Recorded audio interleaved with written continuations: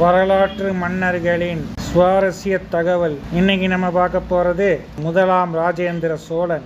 இவர் முதலாம் ராஜராஜ சோழனின் மகன். முதலாம் ராஜேந்திர சோழன், ராஜராஜ சோழன் அவர்களுக்கு இருக்கும் புகழ் அதே உலகமறிந்தது. அதுபோலவே ராஜேந்திர சோழனும் பல சாதனைகள் புரிந்திருக்கிறார். ராஜேந்திர சோழன் ஆட்சி செய்து வரும்போது வடக்கே கஜினி முகமது அவர்கள் பல நாடுகளை போரிட்டு வென்று வந்தார். அப்போது தெற்கு பக்கம் ராஜேந்திர சோழன் ஆண்டு வருவதை கேட்டு தெற்கே படையெடுத்து வராமல் அப்படியே லெஃப்ட் கட் பண்ணி வடகிழக்கு இந்தியாவை நோக்கி படையெடுத்து சென்று விட்டார். அந்த அளவுக்கு ராஜேந்திர சோழன் பேரரசராக விளங்கினார். அவருடைய படை வலிமை வடக்கே இருந்த அனைத்து மன்னர்களுக்கும் அறிந்து ராஜேந்திர சோழனோடு போரிட பயந்தனர் என்பது இதிலிருந்தே தெரிகிறது.